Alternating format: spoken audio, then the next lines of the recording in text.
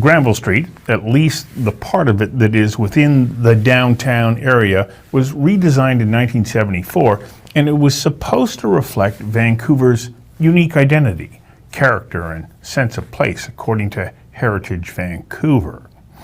The street, unfortunately, is a mishmash of planning that over the decades didn't always work as well as it was hoped for. And let's face it, the street is supposed to be a pedestrian mall where people want to be, where they want to eat, shop, and be entertained in a lively, safe, and friendly space. One element of a pedestrian mall is, well, to be pedestrian. And Granville Street is kind of pedestrian and kind of not. It's really a transportation corridor that begrudgingly accommodates foot traffic and cyclists, along with hundreds of buses and taxis and police cars and emergency vehicles. In other words, it's not even close to a true pedestrian mall. The Downtown Vancouver Business Improvement Association says it's sort of working, but it needs adjustments, and then it could be fantastic. We did it in 2010 for the Olympics, and it was great. So let's reimagine it again. So to that end, they hired Resonance Consultancy to reimagine Granville Street. And the company, a Vancouver success story, has a team that has worked on huge international projects for organizations that sought to and accomplished stunning upgrades and turnarounds around the globe. I invited Chris Fair, the CEO and the 2013 Place Brand Thought Leader, to join me for a conversation that matters about reimagining Granville Street. Chris, welcome. Oh, thanks for having me. Granville Street is rather an interesting beast, isn't it? And maybe that's the best way to start to describe it. How do you view the current iteration of Granville Street? Well, as you said, it's a bit of a mishmash and has lost a little bit of its identity and a little bit of its way. In many ways, since 2010, Vancouver's grown up a lot around it, but Granville Street itself has maybe declined or gone backwards a little bit during that time. So you have an interesting juxtaposition of the city rising and growing, while the main thoroughfare and the heartbeat of the city has weakened a little bit over the last 10 years. Is it the fact that it is not a pedestrian, like truly a pedestrian mall, part of what is standing in the way of its potential? I don't think whether it's pedestrian or not pedestrian is the crux of the issue. There are some great pedestrian famous streets like Las Ramblas in Barcelona, and those have their own issues in and of themselves. So I don't think it's as simple as saying should it be pedestrian or not pedestrian. It's really more about the uses and the activities that happens around the street than what kind of traffic we have on the street itself that will drive its success. Well, let's talk about what does that ideal mix have to look like for it to be that vibrant city center that people want to come into town to be a part of. Yeah, it sounds simple to say mixed use, and it's more complicated than that. But historically, as we think about neighborhoods and districts, we really try and identify them with a mono use. These neighborhoods are for living and residential. The central business district is for work, and Granville Street is for entertainment. And the reality, and we've learned this more in the last year through the pandemic than ever before, is that these kind of mono-use designations for districts and neighborhoods, doesn't work, and that these places prove not to be that resilient, and that we need a mix of uses that bring people day and night, and that the idea of just having districts or streets dedicated to nightlife not only doesn't work in Vancouver, it doesn't work anywhere in this anymore. Okay, how do you then start to turn this around? Because this is an issue that successive councils have grappled with. Then you've got, individual business people, retailers, the public. How do you then start to change that mix so that you can make it more attractive and more vibrant? I think the first starts with policy, in terms of what is this street zoned for, what types of uses are complementary to one another. It doesn't make sense to put a whole bunch of residential next to nightclubs and concert venues. So we have to think about what types of uses complement one another. Office might be one of those things that during the day makes sense, that doesn't conflict with nightlife at night. But then there's also thinking about, what is nightlife today, and is it more restaurants? Is it different types of leisure activities and entertainment venues? So it's a little bit of a rethinking of what entertainment means, first of all, and then what types of uses could complement that those activities to create a district or an area that maybe not 24/7, but certainly 16 hours a day of activity and use. You know, when we take a as you're speaking, I think about Granville Street. It's, you know, it's a fairly long mall. You go right down to almost the waterfront, Hastings, and Granville up to Davie, and you've got different zones. So, you know, you talked about the office towers and whatnot. Well, you more to the north during the daytime, it's fairly vibrant, but you go there at 9 o'clock at night, there's nothing. And it's almost the reverse at the other end of Granville Street. How do we get that to work, you know, in harmony so that there is mixed use on both ends at multiple hours during the day? Well, I think there are some historical assets and we want to preserve those, but we have to find that balance from a policy perspective, because, you know, nothing is going to happen, or not much is going to happen, if we just use the built and the buildings that we have today. That there is going to have to be some movement towards redevelopment that allows for adaptation and more density of whatever types of uses those are, to create, you know, more footfall so that the businesses that are there can not only survive but thrive. So I think that starts with policy. The second piece is really then thinking around, you know, placemaking of how do we beautify the physical environment in terms of making it friendly to pedestrians, and that might be to your point. You know, do we think about having more pedestrian access, or are there certain times that we close the street for street festivals and find some other types of uses? And then the third piece, when you think about going from policy into placemaking, the most important is then the programming of how do we support that, and that's really where the Downtown Vancouver BIA can play a strong role in terms of how do we activate these spaces, because all the policy in the world and all the placemaking in terms of benches and planters and banners that we put up won't really change the activity on the street unless it's supported by programming and thinking about how do we create this as a place where Vancouver comes together, not just for a concert, but for different types of festivals, events throughout the year. You talk about policy making, and I think going right back to the very beginning of the mall, the Granville Mall, when then Mayor Art Phillips envisioned it, he saw it as a pedestrian mall. So he asked council, but council doesn't agree with him. And there's always these, you know, different interests within the decision-making process that say, yes, no, maybe we'll find something that might be, a combination of ideas, and then we wind up with this mishmash that we currently have. How do we start to create that policy so that we can get multiple groups to rally behind it and support it? I think it starts, rather than looking at sort of the usage on the street, with the usage of the buildings around it, in terms of, you know, looking at heights. You know, are we prepared to give up some of the sunlight on the street in order to allow for more density? That all of those questions in terms of what needs are there within the city today. You know, we might have said a year ago, we need more office. Well, do we need more office 12 months later? Maybe that isn't the right answer, versus looking at things like hotels or other types of complementary uses. So I think it's, you know, starts with what are the land use economics within downtown Vancouver? What types of buildings and uses do we need more of in a post-COVID city than we might have had in the past? And which of those are appropriate to put on Granville Street? If we can figure out, you know, the right combination of uses from a built environment perspective, then we can look at what happens on the street from mobility as it relates to, you know, do we have cars, do we not have cars, do we widen the sidewalks, how do we use those sidewalk spaces in terms of patios and other types of activations. But I really do think it has to start with how do we create a business case for the street, which starts with the built environment that lines it, not the street itself. Mm-hmm. And is that business case different block by block, considering the length and scope of Granville Street? Yeah, I don't think it's a homogeneous one size, you know, fits all solution. And I think this also is an opportunity as we look at the city's plans for the bridge and removing some of the lanes and turning that into some park space, widening lanes for pedestrians and sidewalks. Let's not let that be an island either, right? That we don't end up with this beautiful bridge that's fun to walk on, but you have this expanse, you know, when you get to between to Davie Street, where you don't really want to be before you get to a block that is maybe okay, before you get to, okay, now you have high-end shopping and a whole different experience. So how does that thread together from the bridge all the way down to Waterfront Station? Yeah, so how do you then start to create what you would say, are reasonable timelines in being able to make this kind of change?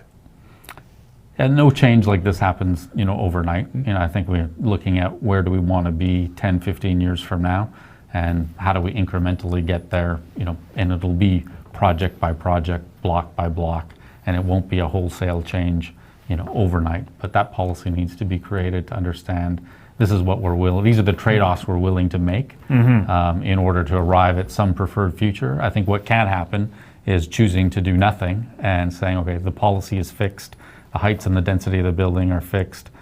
That just leads to more of the same or worse. And I don't see an alternative future that leads to something better with the zoning and the density and the requirements that are in place today. So there has to be a willingness to change that zoning. Yeah, and that starts with what are we willing to give up to be able to make, just trying to say, we want to create the same, keep the buildings that we have, the same heights, all of those things. Can we use them differently? Yes, we can do some cosmetic improvements, but that's not actually changing the economics and the business case for the street. And without that, it's not likely to improve or change in a better way over time. So in your report, Reimagining Granville Street, that was commissioned by the Downtown Vancouver Improvement Business Association, you had, what are the strengths or the pluses for Granville Street, and then what are some of the drawbacks? Because I don't want to be entirely negative. What are some of the strengths about Granville Street right now that we can say we can build upon that? I think the street obviously has a brand recognition, right? That people that have been to Vancouver recognize Granville Street, they recognize Granville Island. These are kind of icons within the city. So we have that, working for us. We also have some, amazing history as it relates to live music, and the stories of Vancouver have been written on that street. So there are great assets to work with there. We're not inventing something out of scratch. It's a question of, rather than just trying to preserve that in a time capsule and letting it decay over time, how do we use that as a springboard towards a brighter future? Are there certain sort of buildings or structures or collections of buildings that you say, these are positive areas already, and it's not going to take that much for us to be able to enhance what's there? Yeah, I think when you look at the Commodore, and we've been to concerts and the different venues that we have, on the street, and probably a lot of memories. And there's some, interesting proposals in front of council now in terms of a whole adaptation of that block that for some will look like a radical transformation of increasing the density on that block. But I think whether that's exactly the right plan or not, it's conceptually the right direction of looking at, let's preserve the great assets that we have on the first and second floors of these buildings, and look at how we add density above them to create more economic activity, more people on the streets that will support a new generation and new types of businesses and activities that will be the ones that are going to write the next chapter of Granville Street's story. I have to ask this because I keep wondering why, when we live in a rainforest, and if we want to have people out wandering around in the square, why don't we create more opportunities to shelter ourselves against the rain that are in-place structures? Is that a reasonable idea, or am I, only dreaming in Technicolor? Yeah, no, I think as it relates to, we do live in a rainy environment, and there are, buildings that have adapted around the street, and how do we do that in a cohesive way to kind of create a corridor is an interesting idea, and I think there's definitely opportunity there to think about how that could be imagined. You also talk about some of the challenges. What are the most significant ones that you think that we need to address that are going to allow us to move in the direction I think that everybody would like to see Granville Street realize? Well, obviously there's a lot of attachment to the heritage, of the street and historical buildings, and I think we have to find that balance of how do we preserve that, but not preserve it necessarily in its entirety. So I think that is one of the challenges, and that's a challenge not just in Vancouver, but in any city when you're dealing with heritage, and we don't want to just knock down all of our old buildings that we do want to maintain and keep our history. But I think there's a way to do that, to be sensitive to that. And in fact, with all of the neon and everything else that we have on that street, maybe we should be dialing some of that up to really help build the identity of the street. So it's not to say that we should get rid of the old. It's interesting that you say that, because at one time they said, no, we got to dial that down. Yeah. And yet it is one of those landmark features about Granville Street, isn't it? Yeah, absolutely. And I look at, in Nashville did a great job and taking that and dialing it up, right? Like how do you take some of these things and, they've now created a street that's quite vibrant, and it's next to the convention center and the sports arena, and it has offices behind it. And there are examples out there that cities have, maintained their heritage and actually dialed it up in certain ways while also changing the uses around those buildings to be able to create a strong, vital economy around that street. And so when they do that, does that inject energy onto the street? Because, you can go out on some of those streets in different cities and you go, wow, it feels great just being here. I feel the vibe on the street. And wouldn't it be fantastic if we had that on Granville Street? Yeah, and I think the question or the challenge is to make sure that do you feel that a vibe at 11 o'clock in the morning as you do at 11 o'clock, at night. And that would really be the success, or the proof of success would be if we could do that, where you felt like this is a place that was active, and maybe that vibe is a little bit different at 11 a.m. than 11 p.m., but it can't be just one.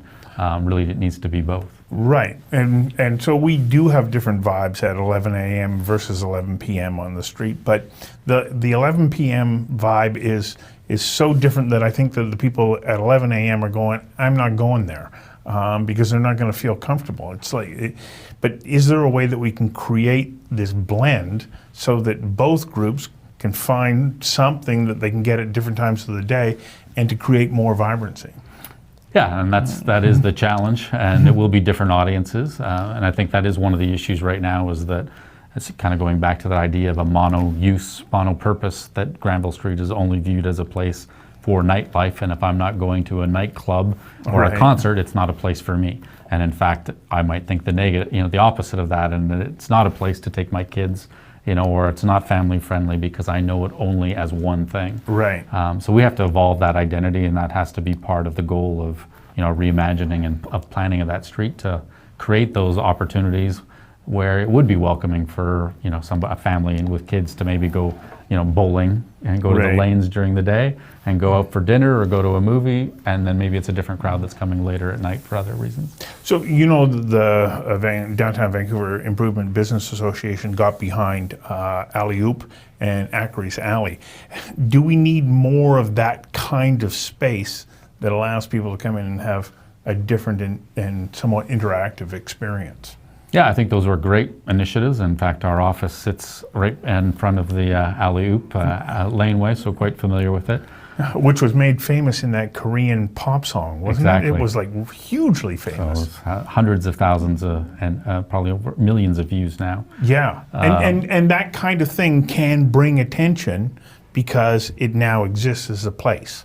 Exactly. Yeah. And I think the key is making sure that those places, as I said earlier, have programming to go with them, that just paint on the walls and making beautiful spaces.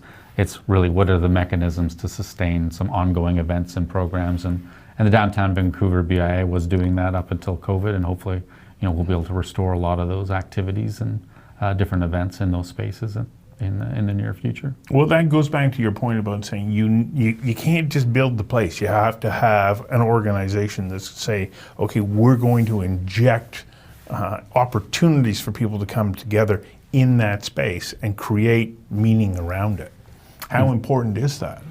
It's everything. I mean, you can have all the policy, we can create the best plan, we can do the placemaking, and like I said, beautify the street. But without some programming to support that, in terms of what are the reasons that are going to bring me back into the street or back downtown, is going to be more important than ever, especially as we kind of think about the recovery of downtown. We're fortunate here in Vancouver that we have a very large, an unusually large residential population. So our downtown has not been as affected as some others. It's been obviously very adversely affected, but not to the extent of like a London or a Midtown Manhattan, because we have people that live here. But we'll have just exiting at the end of the business day, right? Yeah. So we have that going for us already. Yeah. There is an active audience of people that live here.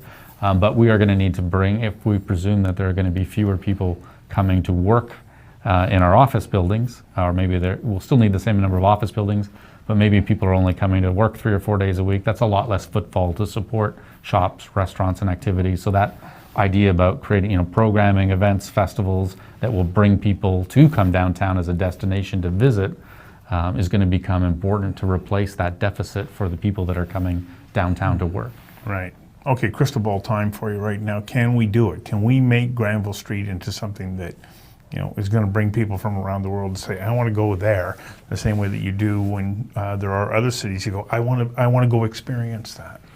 Yeah, I think we will. I think it's a question of time, in terms of, how long does it take? As I said at the beginning, Vancouver has grown up around Granville Street.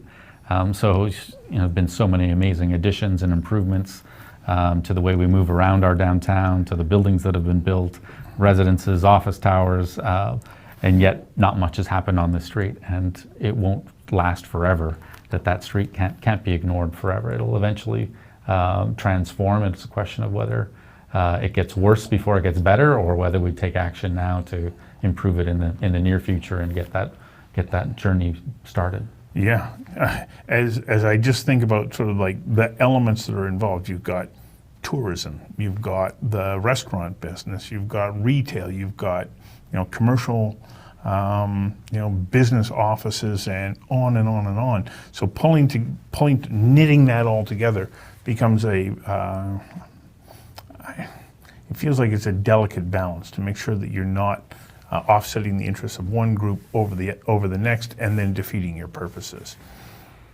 Yeah, there's always, in transformation of cities, there are always different stakeholders, and that all have different desires and wishes, and we won't be able to make everyone happy, but hopefully we can come to a good compromise. And as I said earlier, that the one decision we can't make is to do nothing and then leave things just as they are and hope that they'll change on their own or through market forces. That it's clear that policy hasn't worked, and right. that we need to take some actions and make some interventions to make anything happen. Yeah, because a decision to do nothing is still a decision. Indeed. And that would be an unfortunate one. Well, thank you for coming in and being the first guest in this series of interviews that we're going to have about Granville Street and how we can envision its future, and hopefully build towards the kind of potential that I think all of us here in Vancouver would really like to see that street realize. Absolutely. Thanks for having me. My pleasure.